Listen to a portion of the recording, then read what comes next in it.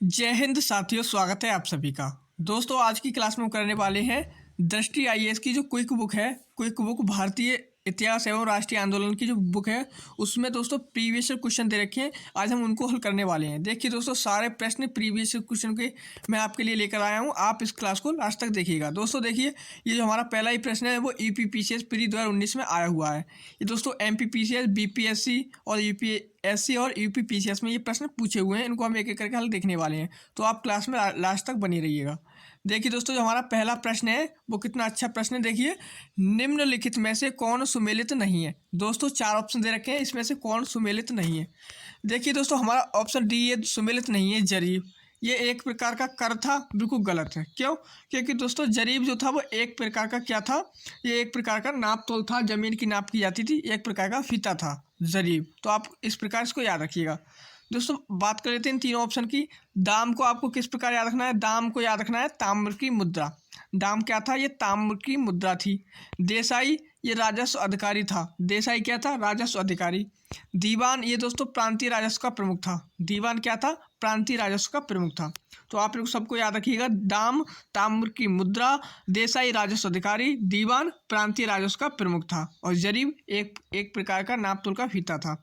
तो आप इन सबको ऐसे याद रखिएगा। अगला प्रश्न है दोस्तों, ये भी 2019 में हमारे यूपीपीसीएस में आया हुआ प्रश्न है।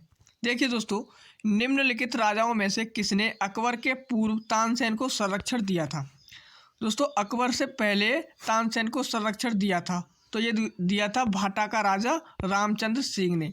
आप याद रखिएगा दोस्तों, भाटा के राजा थे रामचंद्र सिंह ने, इन्होंने तानसेन को संरक्षण दिया था, अकबर से पहले दिया था। दोस्तों, आपको तानसेन का नाम बताना है। इनका नाम क्या था, असली नाम क्या था, इसे आपको बताना है। देखिए दोस्तों, अगला प्रश्न हमारा क्या है। अगला प्रश्न है दोस्तों, ये भी दोस्तों यूपीपीसीएस प्री 2019 में आया हुआ प्रश्न है। मनसबदारी व्यवस्था के संदर्भ में कौन सा कथन सही है? अब दोस्तों हमें सही कथन बताना है। दो कथन दे रखे हैं। देखिए दोस्तों, पहला कथन है, मनसबदारी व्यवस्था राज्य के कुलीन वर्ग से संबंधित थी, जिसे अकबर ने प्रारंभ किया था। दोस्तों एकदम ठीक बात है, ये दोस्तों कुलीन वर्ग से संबंधित थी और अकबर ने शुरू किया था। मनसबदारी का पद पैतृक था। दोस्तों ये गलत है। क्यों?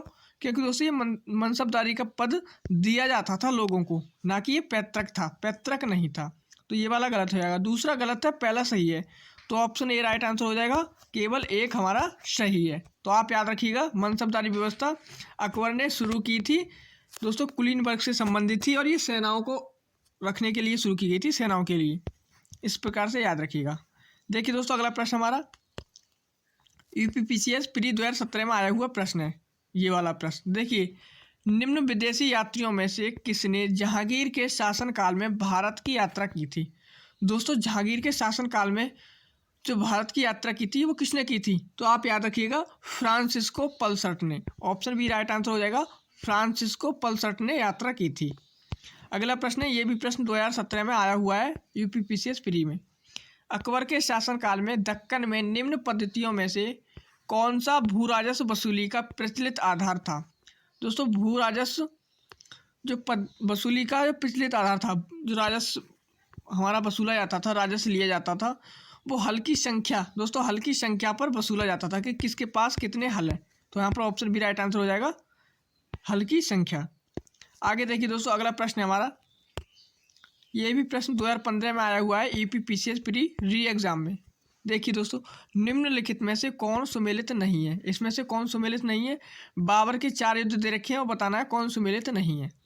खानवा का युद्ध 1527 में हुआ था, ठीक बात है। पानीपत का युद्ध 1526 में हुआ था, ये भी सही है। घाघरा का युद्ध 1529 में हुआ था, ये भी सही है। चंदेरी का युद्ध, ये दोस्तों गलत है। चंदेरी का युद्ध 1530 में नहीं हुआ था। तो ऑप्शन डी राइट आंसर यहाँ पर हमारा हो जाएगा। दोस्तों, बात करें चंदेरी का जो युद्ध हुआ था वो कब हुआ था? तो आप याद रखिएगा, चंदेरी का युद्ध 1528 ईस्वी में हुआ था। आपको याद रखना है कब हुआ था, 1528 ईस्वी में हुआ था। तो ऑप्शन डी राइट आंसर हो जाएगा हमारा। इसमें से हमसे नहीं प्रश्न पूछा हुआ था। आगे देखिए दोस्तों, अगला प्रश्न हमारा, औरंगजेब ने किसको सही बात उस जमानी की उपाधि प्रदान की थी? दोस्तों, आपको याद रखना है, प्रश्न अच्छा इंपॉर्टेंट है हमारा। सही बात उस जमाने की उपाधि किसने दी थी? ये दोस्तों जहां आरा को दी थी, औरंगजेब ने दी थी। तीन प्रश्न बन सकते हैं दोस्तों। किसको दी थी? जहां आरा को दी थी। किसने दी थी? औरंगजेब ने दी थी। उपाधि का नाम क्या है? सही बात उज जमानी। सही बात उज जमानी ये दोस्तों उपाधि थी जो जहां आरा को दी गई थी, औरंगजेब ने दी थी। तो याद रखिएगा। आगे देखिए दोस्तों, अगला प्रश्न है, वह प्रसिद्ध जैन आचार्य जिसको अकबर ने जगत गुरु की उपाधि से सम्मानित किया था। दोस्तों जगत गुरु की उपाधि अकबर ने दी थी। किसको दी थी? तो ये हरिविजय सूरी को दी थी। और ये हरिविजय सूरी कौन थे? जैन आचार्य थे, जैन धर्म से संबंधित थे हरिविजय सूरी, जैन आचार्य थे। अकबर ने उपाधि दी थी जगत गुरु की। याद रखिएगा दोस्तों। अगले प्रश्न पे चलते हैं दोस्तों। 33वां प्रश्न हमारा क्या है? यहाँ पर दोस्तों हमारा 33वां प्रश्न है, निम्नलिखित में से कौन जहांगीरी चित्रकार थे? नीचे दिए कूट से सही उत्तर चुनिए। दोस्तों जहांगीरी चित्रकार बताना है, जहांगीर के शासनकाल के चित्रकार। एक तो दोस्तों अबुल हसन थे और अकारिजा। अब्दुल हसन और अकारिजा थे, तो ऑप्शन यहाँ पर बी राइट आंसर हो जाएगा, 2 और 3। याद रखिएगा दोस्तों। अब दोस्तों अबुल हसन और अकारिजा, अबुल हसन और अकारिजा ये दोस्तों जहांगीर के चित्रकार थे। अगला प्रश्न है, निम्नलिखित में से कौन संगीत वाद्य यंत्र बजाने में औरंगजेब की दक्षता थी? दोस्तों औरंगजेब किसका शौकीन था? बीड़ा वादक था। दोस्तों औरंगजेब बीड़ा वादक था, ये तो आपको पता ही होगा।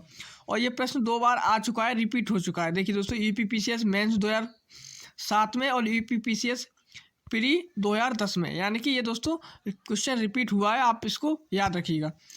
तो देखिए दोस्तों ये वाला भी क्वेश्चन क्या हुआ है? रिपीट हुआ है। जहांगीर ने अपनी आत्मकथा किस भाषा में लिखी थी? तो ये दोस्तों फारसी भाषा में लिखी थी। ऑप्शन बी राइट आंसर हो जाएगा, फारसी। अगला प्रश्न है दोस्तों, बाबर ने सर्वप्रथम पादशाह की पदवी धारण की थी? तो ये दोस्तों काबुल में धारण की थी।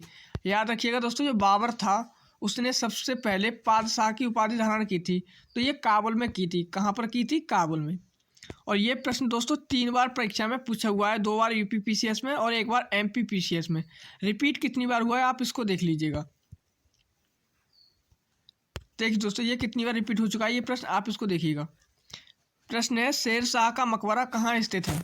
शेर शाह का मकबरा दोस्तों ये सासाराम में स्थित है। कहाँ पर स्थित है दोस्तों? सासाराम में स्थित है। आगे देखिए दोस्तों, सुप्रसिद्ध कोहिनूर हीरा शाहजहां का किसने उपहार में दिया था? देखिए दोस्तों ये कोहिनूर हीरा था, वो शाहजहां को उपहार में दिया था। आप सभी को पता है कि ये गोलकुंडा की खान से मिला था कोहिनूर हीरा। ये शाहजहां को उपहार में किसने दिया था? मोहम्मद सईद मीर जुमला। मोहम्मद सईद मीर जुमला ने इनको शाहजहां को क्या दिया था? उपहार में दिया था। आगे देखिए दोस्तों, अगला प्रश्न हमारा, निम्नलिखित चित्रकारों में से किसे जहांगीर ने नादिर उल जमा की पदवी दी थी? दोस्तों नादिर उल जमा की पदवी दी थी, ये दी थी अबुल हसन ने। ऑप्शन ए राइट आंसर हो जाएगा दोस्तों, अबुल हसन ने दी थी। अबुल हसन ने अबुल हसन को दी थी। दोस्तों किसने दी थी? जहांगीर ने नासिर उल जमा की पदवी दी थी अबुल हसन को। याद रखिएगा दोस्तों, अबुल हसन को दी थी। अगला प्रश्न है दोस्तों हमारा, ये वाला प्रश्न भी दोस्तों देखिए कितनी बार आया हुआ है, 2003 में, 2013 में और 2014 में लगातार रिपीट हुआ है प्रश्न। प्रश्न एक बार और देख लेते हैं दोस्तों, रिपीट हुआ है, इस बार भी रिपीट हो जाए। प्रश्न है दोस्तों हमारा, निम्नलिखित चित्रकारों में से किसे जहांगीर ने नादिर उल जमा की पदवी दी थी? तो आप याद रखिएगा अबुल हसन को दी थी। पदवी का नाम क्या है? नादिर उल जमा। नादिर उल जमा की पदवी अबुल हसन को दी थी। किसने दी थी? जहांगीर ने दी थी। तो याद रखिएगा 3 बार आया हुआ प्रश्न है। अगला प्रश्न है दोस्तों हमारा, औरंगजेब की 1707 ईस्वी में मृत्यु होने के बाद सत्ता किसने संभाली थी? जब औरंगजेब की 1707 ईस्वी में मृत्यु हुई थी तो उसके बाद बहादुर शाह प्रथम ये दोस्तों वहाँ के राजा बने थे। बहादुर शाह प्रथम, मुगल बादशाह बहादुर शाह प्रथम बने थे। आगे देखिए दोस्तों, अगला प्रश्न है दोस्तों हमारा इम्पोर्टेंट प्रश्न है। ये भी प्रश्न 2011 में आया हुआ है, आप इसको एक बार देख लीजिएगा। प्रश्न है दोस्तों हमारा, नीचे दिए गए सूची फर्स्ट को सूची सेकंड से सुमेलित कीजिए तथा सूचियों के नीचे दिए गए कूट का प्रयोग करके सही उत्तर चुनिए।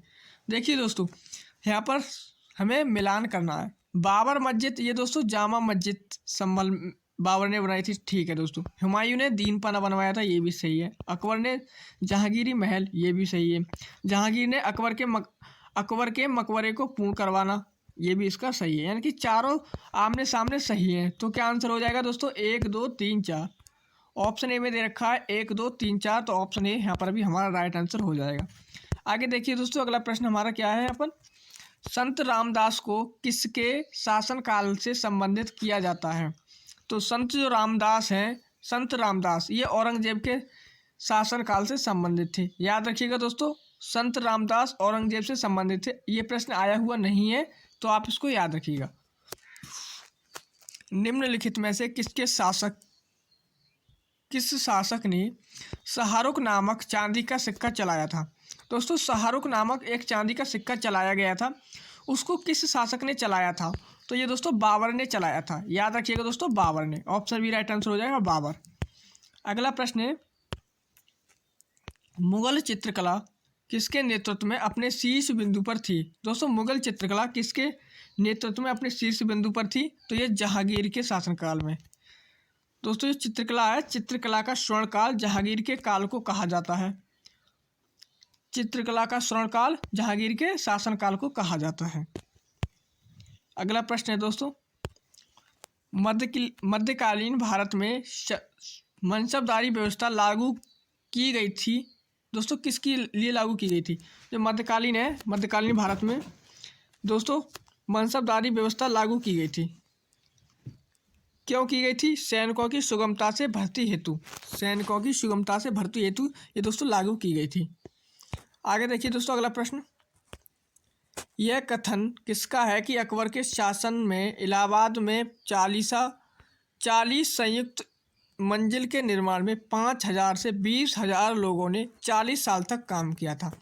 दोस्तों, यह कथन किसका है? हमें बताना है। कथन क्या है कि अकबर के शासनकाल में इलाहाबाद में 40 संयुक्त स्तंभ युक्त मंजिल के निर्माण में 5000 से लेकर 20,000 लोगों ने 40 साल तक काम किया था। तो आपको ये कथन याद रखना है, ये विलियम फिंच ने कहा था। किसने कहा था दोस्तों? विलियम फिंच ने। ऑप्शन सी राइट आंसर हो जाएगा, विलियम फिंच।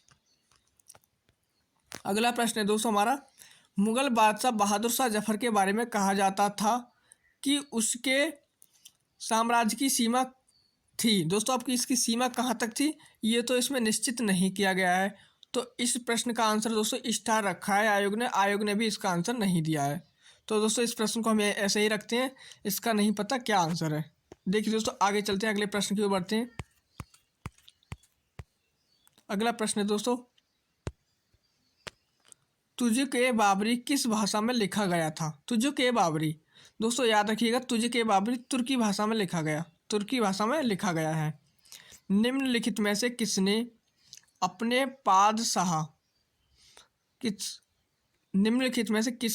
बादशाह पति के लिए मकबरे का निर्माण कराया था? तो दोस्तों हमीदा बानो बेगम ने ये दोस्तों जो मकबरे का निर्माण कराया था अपने पति के लिए, हमीदा बानो बेगम ने। अगला प्रश्न है, हुमायूं ने चुनार दुर्ग पर प्रथम बार आक्रमण कब किया था? तो ये 1532 ईस्वी में किया था चुनार दुर्ग पर आक्रमण।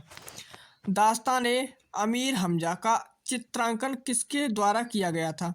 तो ये अब्दुल रसमद के द्वारा किया गया था। ऑप्शन ए राइट आंसर हो जाएगा, अब्दुल रसमद के द्वारा किया गया था दास्तान अमीर हमजा का चित्रांकन। अगला प्रश्न है, हल्दी घाटी का युद्ध किसके बीच लड़ा गया? दोस्तों, हल्दी घाटी का युद्ध है 1576 ईस्वी में लड़ा गया था। दोस्तों 1576 ईस्वी में ये युद्ध लड़ा गया था। किसके शासनकाल में? अकबर और महाराणा प्रताप के बीच।